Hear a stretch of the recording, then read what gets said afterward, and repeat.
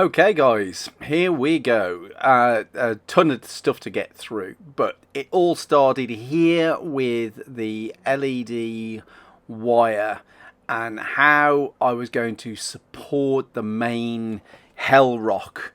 I knew I wanted to have these lava flows spilling down from it, so I knew that was going to be the core structure that would hold up those floating hell rocks. Now, at this point in time, I had intended to make two large rocks. They took so long to make, I ended up only making one. I do have the other disc still, but for right now, it's a case of how do I support this one. So I decided that I would create a base that was good and solid, had a reasonable diameter to it, so that it would be very stable on the table. And the best material for packing out something like that before hitting it with any detail, hands down, is silver foil. It's lightweight, it's very strong once you start packing it in. And so I build the base for the bigger lava flows using the tin foil packed around the LED battery case, because I knew I needed to be able to slide that out as well, so that I could access the battery at a later point. Now, when I did start making this, I had always intended to use the LED wire. As the months have passed by since I originally started this build, I've come to realise that LED wire isn't really that strong in its illumination, certainly not these packs. So I would be using a different kind of wire now. I would also not be so reliant upon those large battery packs any longer. But at this point, all I'm doing is taking that LED wire, and I've inserted a very strong piece of metal wire into that foil, around which I can kind of coil the LED wire so that it illuminates from top to bottom. Once that's basically wrapped around top to bottom, I just take the hot melt glue gun and start just gluing that down in place so that it's not going to move around too much whilst I apply the next step. Now, I think I possibly went a little bit overboard, and some of you guys out there may know a better way of doing this, but it did use a lot of glue sticks. I basically wrapped solid unused glue sticks around this column so that I would have a very strong vertical build that would diffuse the light of the LEDs as it passed through the glue sticks. In hindsight, it did use a lot. I built 3 of these lava falls as the support stands, and I probably used up a whole box of glue sticks doing that. So as I managed to attach these glue sticks to each other, I also then went on to use the hot melt glue gun to fill in gaps and create the flow of lava as well. So I allowed it to run down, so I had it on quite a hot heat, that glue gun.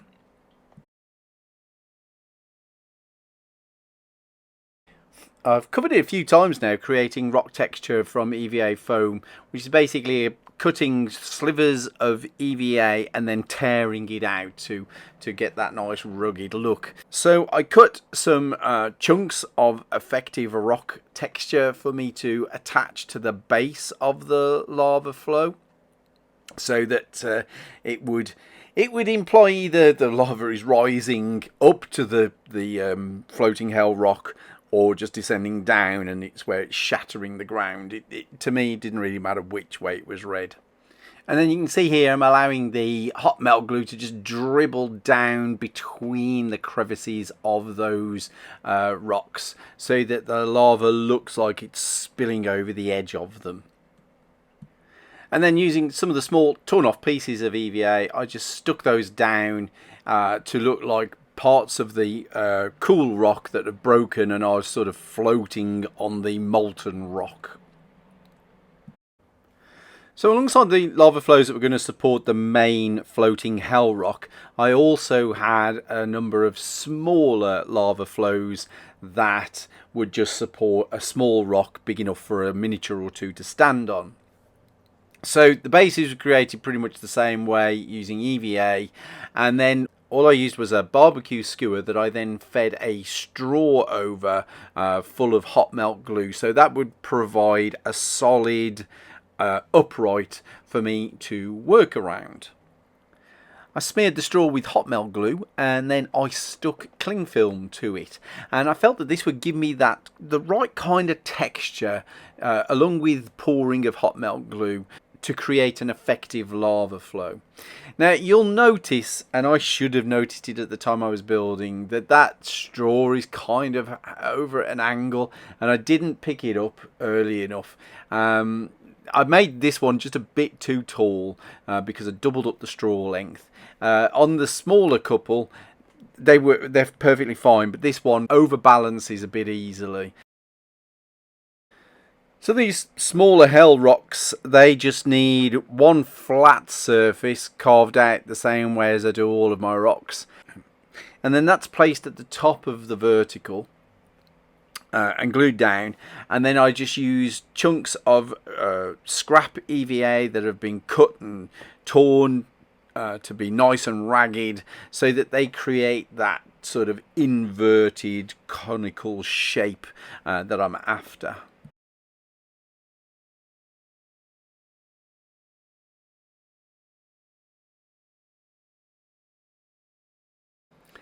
As many of you will know, I am a fantasy artist, commercial illustrator for various different industries that utilise that kind of artwork. So I have quite a large library of art of books. And one of the sets I do have is the Art of Darksiders. And there was some artwork in that book that I really liked, and I loved the name of it, and that was the Hell Cysts. Now I've played Darksiders a little bit, but I've never actually experienced what the Hell Cysts or the Hell Bombs do. But I really like the idea of these twisted claw-like rocks, almost trying to claw their way from hell itself, that would jut up from the landscape, and they would. These hell cysts would expel these hell bombs out into the environment. I have no idea what they're going to do yet, but I like the idea. So once again, I'm hacking up my EVA, my scrap EVA, to find interesting but very claw-like, so very curved dagger-like basic shapes. And then all of that is attached to a base of EVA foam itself. Now what I want to do is use some thinner foam to create these sort of funnel-like extrusions at the base of these claw-shaped rocks. Then I am back to the tin foil. And I just want to create a ball, just a nice hard round ball that I'm going to place inside the growing funnel shape there. And then with those glued into place, I can carry on just inserting small slivers of EVA to complete that ragged funnel sticking out. So here you go, you can see it a little bit more clearly now. So all that's glued in, and then all I need to do is just use a few more scraps of EVA to connect the claws into the top of those outcrops.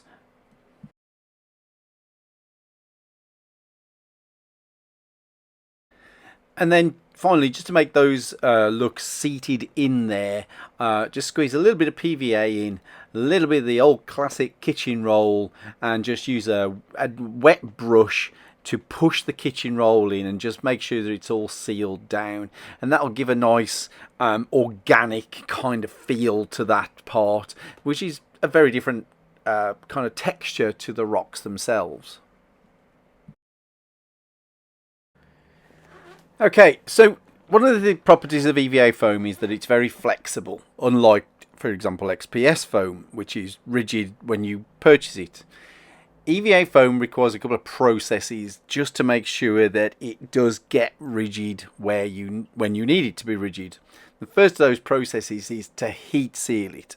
Now, initially, when you use the hot air gun on EVA foam, it will get even more floppy, and that's because it's moldable. You can take it into a shape, leave it to cool, which only takes a few moments, and then it'll hold that shape near as damn it. You have to also seal EVA foam with some kind of sealant. The heat treatment stops the EVA foam from being absorbent. The sealant, and I tend to use PVA, will then be an ideal surface for paint. But the sealant, its main job is to get EVA to a more rigid state, and so it's a very important step. Hey guys, so I'm working on the that through this Avernus build, and to be fair, there's been a bit of time between the stuff you've watched me just be making and this point in time now, and in that interim, I've just recently re-picked up playing Darksiders 3. And there was a scene in that I was playing last night, and there were just these rock formations, and I thought they would make an excellent addition to the build that I'm making. So I have put together these just with these like shattered spikes of rock coming out, and I've got several of these that are all going to sort of skim around the top there. I'm just going around and gluing these smaller pieces of slate chippings in there to give that sort of idea of some kind of concussive force, like blasting these rocks out. And I've made 6 of these in total, so they'll be a great piece of scatter terrain, I think. Okay, I'm going to very quickly go over the painting of these pieces that you've just watched the builds for, because the general principles are the same as what were in the first episode for the hell terrain, as well as being very similar to the colour scheme used in the lava terrain that this lot is going to stand on. So I want to create the idea of the heat of the lava as it's falling down these plumes. So straight off, everything's been given a black undercoat with a Halford's primer, and followed by a red, less full undercoat with a Halford's red metal primer. So I'm just working with the airbrush with oranges and yellows. I want the yellow to be largely at the center in the vertical height of the lava fall itself, whereas I want the warmer oranges and a little later some reds to be where the lava is starting to connect with the rocks, because that's where it's going to start cooling down, so it will look much darker.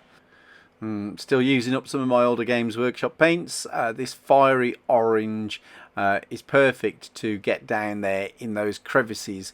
It's a deeper, richer colour than what I've just airbrushed, so again it will imply that cooling down here against the rocks. It's also a very intense orange, so when I actually go to paint the cooler tones of the rocks themselves, it's going to make this orange as well as those cool colours pop quite a lot. So the cooler colours of the rocks are built up first of all with a heavy brushing of a purple, not a bright one, quite a dull purple, followed by a lighter grey blue colour, and finishing off with a nice clean blue highlight, which I think really sets off the basalt kind of element of these rock structures. A few areas where I feel I need to readdress that hot orange, and so just go back in after the rocks have been painted. It's worth noting as well, if you add just a little touch of water once you've put the paint onto the piece, the paint will just run in a few little micro rivulets that you wouldn't necessarily paint. It just adds a little touch more realism to the work. Now, if you recall those little balls of silver foil that I made to put into the hell cysts, those become these hell bombs. So basically, I took another ball of foil, stuck it on the end of a barbecue skewer, which itself was on a base, and then I just attached a couple of torn cubes of EVA foam. These are then given the same basic undercoatings of the rest of the set. But what I wanted to do was give them a little bit of a difference in the way the fire within them was perceived. So I painted these little curly cues, just getting gradually lighter with brighter oranges and yellows to really make these little flaming swirls stand out on the ball itself. As I say, I've got no idea what these things did in the game, but the name Hellbomb brings to mind lots of opportunities. So if any of you guys have got any ideas as to what these could do in-game, whatever the game, throw them down into the comments below. And finally, we're on to the last bit of the scatter terrain. I knew, because of the state of Elturel in the Descent into Avernus, that I wanted a massive chain that the characters would have to work with and around at some point.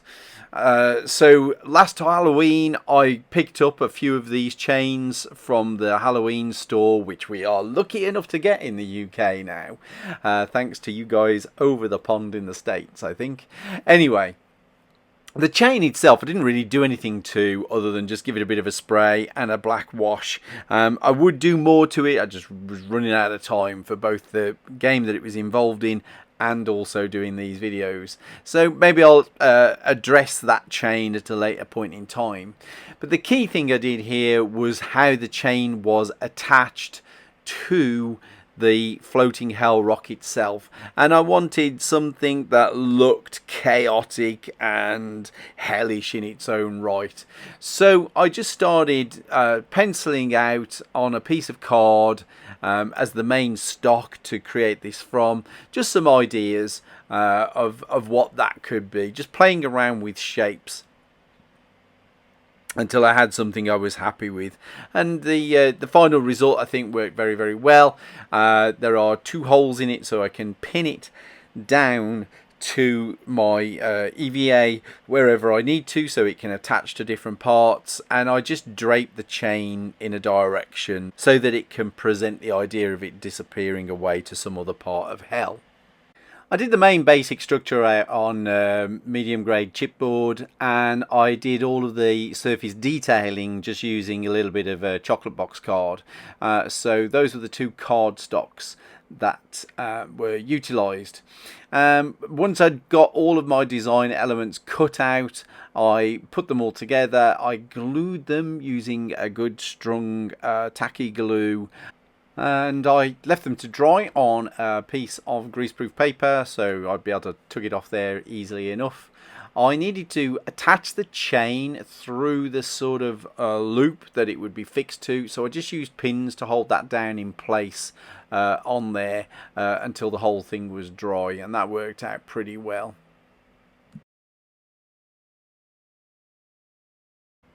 The cardstock, once it was all dry, was given the same metallic copper coat of paint, spray paint, that the chain had been given, and the black wash as well, just to give it a bit of aging. Not necessarily the best aging technique in the world, and as I say, I'd probably go back and have a look at this. But what I really wanted to just show you here was a little bit of a better close-up. This is the same basic paint process that I did on the hell bombs. So it's just literally swirling in a little bit of wet paint And then while that's still wet, taking a lighter colour and just dabbling in that brighter orange into that sort of richer red colour, and you get these lovely finishes from that.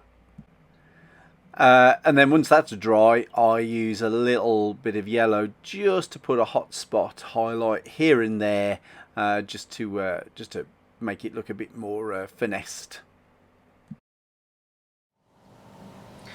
Well, there you go.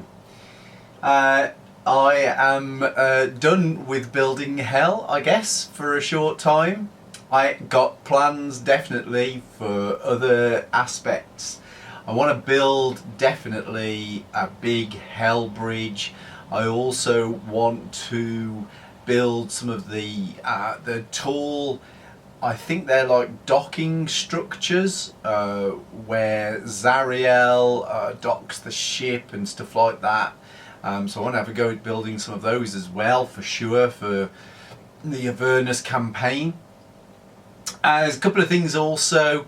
The bigger sort of support lava flows, when they're not supporting this, when this is inverted sort of the other way around or not on the table at all, these tops are obviously exposed.